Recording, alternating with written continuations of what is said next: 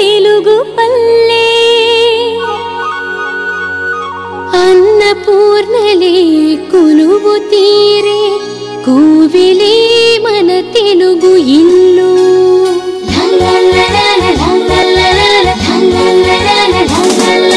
పాలను రగల పెరుగు తరగల వెన్న మీగడ కమ్మదనము ప్రేమ నింపిన పిండి వంటల ఆరబోసిన అమ్మతనము ఆరు రుచులై వేలగతులై వేడి విరిసినది అభిరుచి అభిరుచి.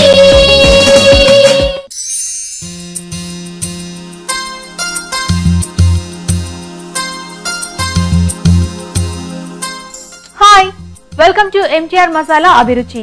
ప్రతిరోజు రుచికరమైన వంటకాలతో పాటుగా మంచి మంచి చిట్కాలను మీకు అందిస్తున్నాం మీ ఎంటీఆర్ మసాలా అభిరుచి.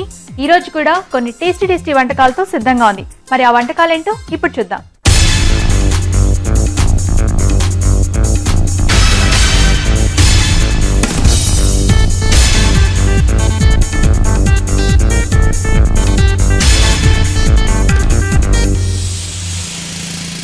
ప్రతిరోజు మీకు ఇష్టమైన వంటకాలు ఏంటో మాకు మెయిల్స్ ద్వారా తెలియజేస్తున్నారు కదా. మరి ఈ రోజు వంటలు పిండి వంటల్లో ఎవరే వంట కోరుకున్నారో చూసేద్దాం.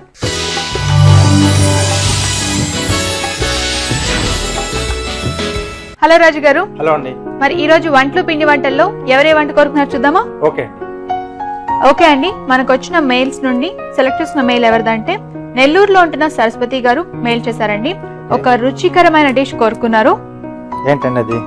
చింతకాయ పులిహోర. సో పులిహోర అంటే అందరికీ ఇష్టం కదా. మనం మామూలుగా చింతపండుతో లేకపోతే నిమ్మకాయతో ఇలా ప్రిపేర్ చేసుకుంటూ ఉంటాం. మరి చింతకాయలతో పులిహోర ఎలా ఉంటుందండి? రుచిలో కొంచెం డిఫరెంట్ గా వస్తుంది. అంటే ఇప్పుడు సీజన్ కదండి, చింతకాయలు దొరుకుతాయి ఇప్పుడు. ఓకే.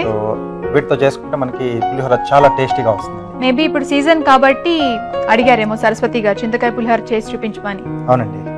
ఓకే అండి. ఈ రోజు వంటలు పిండి వంటల్లో మనం ఒక మంచి డిష్ తయారు చేసుకోబోతున్నాం, చింతకాయ పులిహోర. మరి దీనికి కావాల్సిన పదార్థాలు ఏంటో ఇప్పుడు చూద్దాం. చింతకాయ పులిహోర తయారు చేసుకోవడానికి కావలసిన పదార్థాలు: బియ్యం 1 కప్పు, చింతకాయలు 6, పోపు దినుసులు 1 టేబుల్ స్పూన్, ఎండు మిరపకాయలు 3, తరిగిన పచ్చిమిరపకాయలు 3, కరివేపాకు 2 రెమ్మలు, ఇంగువ చిటికెడు, పసుపు చిటికెడు, నువ్వుల పొడి 2 టేబుల్ స్పూన్లు, నూనె 2 టేబుల్ స్పూన్లు, ఉప్పు తగినంత.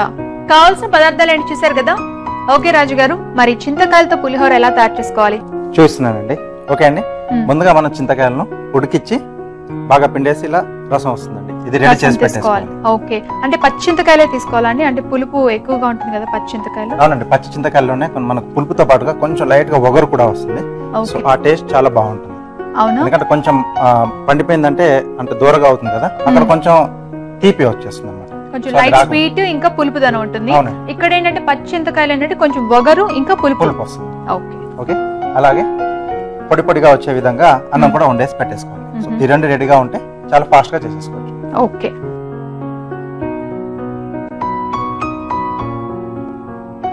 సో ఈ రెండు రెడీ అయిపోతే సగం పులిహోర రెడీ అయిపోయినట్టే. రెడీ అయిపోయినట్టే.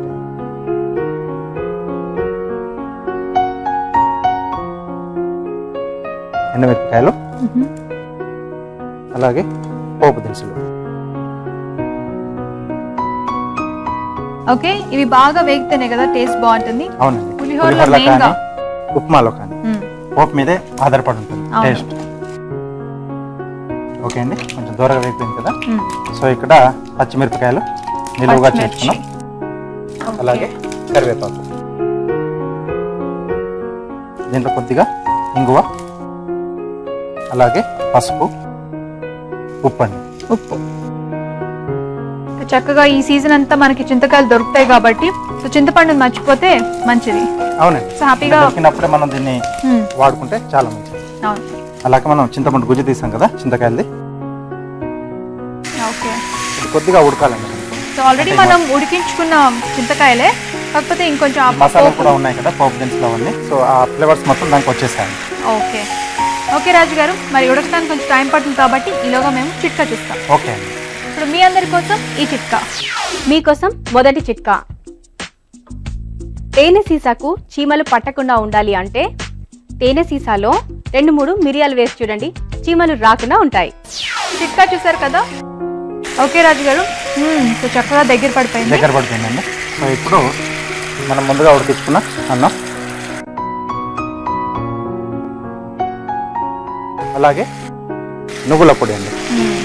మామూలుగా మనం పులిహోరలో వాడతామండి నువ్వుల పొడి, కొద్దిమంది వాడతారండి. చింతపండు పులిహోర, నిమ్మకాయ పులిహోరలో దాంట్లో కొద్దిమంది వాడతారు నువ్వుల పొడి కానీ, లేదా ఆవ పొడి కానీ. ఆవ పొడి. అవును. పైగా ఇది కొంచెం పులుపు ఇంకా వగరు అన్నారు కాబట్టి నువ్వుల పొడి కూడా యాడ్ చేయడం వల్ల కొంచెం కమ్మదనం వస్తుంది కదా. ఓకే అండి, రెడీ. సో అనుకున్నాం కదా ఈ రెండు రెడీ అయిపోతే సగం పులిహోర రెడీ అయినది.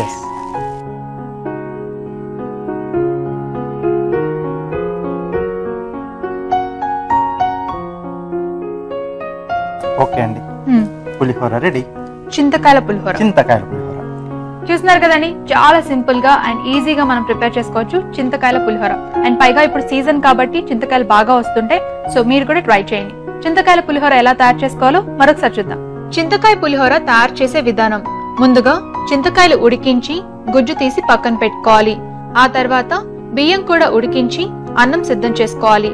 ఇప్పుడు ఒక పాన్ లో నూనె వేసి ఎండుమిరపకాయలు, పోపు దినుసులు వేసి అవి కొంచెం వేగాక తరిగిన పచ్చిమిరపకాయలు, కరివేపాకు వేసి వేయించుకోవాలి.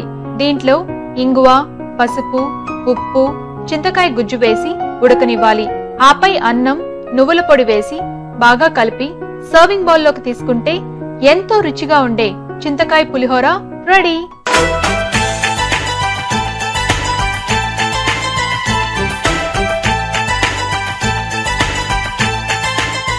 చింతకాయ పులిహోర ఎలా తయారు చేసుకోవాలో చూసారు కదా. మరి టేస్ట్ చూసి ఇది ఎలా ఉందో చెప్తాం. ఓకే అండి, మరి టేస్ట్ చూద్దామా? ఓకే అండి.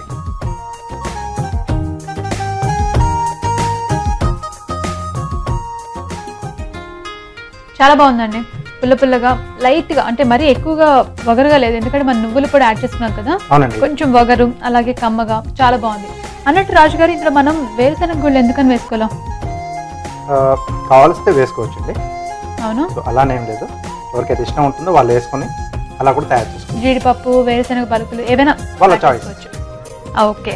సో అంటే పులిహోర అంటేనే మెయిన్ అవి కనిపిస్తుంటాయి కదా పప్పులు, ఎక్కువగా దానికోసం అట్రాక్ట్ అవుతూ ఉంటారు. ఓకే అండి, ఎనీవేస్ చాలా బాగుంది. థ్యాంక్ యూ అండి. చాలా రుచిగా ఉందండి చింతకాయలతో పులిహోర. మరి మీరు ట్రై చేయండి. మీ అందరి కోసం ఈ చిట్కా. మేకప్ వేసాక మీ స్కిన్ ఎక్కువసేపు జిడ్డు పట్టకుండా ఫ్రెష్ గా ఉండాలి అంటే మేకప్ వేసుకోవడానికి ముందుగా ఐస్ క్యూబ్ తో స్కిన్ పైన రుద్ది ఆ తర్వాత మేకప్ వేసుకోండి. ఇలా చేస్తే స్కిన్ చాలా సేపు ఫ్రెష్ గా ఉంటుంది. ఈ రోజు వంటలు పిండి వంటల్లో సరస్వతి గారు ఒక మంచి డిష్ కోరుకున్నారు కదా, చింతకాయ పులిహోర. ఎలా తయారు చేసుకోవాలో చూసాం కదా. మీరు కూడా ఇదే విధంగా మంచి మంచి వంటకాలను MTR మసాలా అభిరుచి ద్వారా తెలుసుకోవాలనుకుంటే వెంటనే మాకు ఈమెయిల్ చేయండి. ఈమెయిల్ ఎలా చేయాలి అంటే abhiruchi@etv.co.in కి మెయిల్ చేయండి. ఇప్పుడు మనం నెక్స్ట్ సెగ్మెంట్ చిటికలో చేసేద్దాం. ఈ రోజు మనం చిటికలో ఒక టేస్టీ స్నాక్స్ తయారు చేసుకోబోతున్నాం, అది కూడా పన్నీర్ తో. అదేంటో తెలుసా? స్పైసీ పన్నీర్ టిక్కా.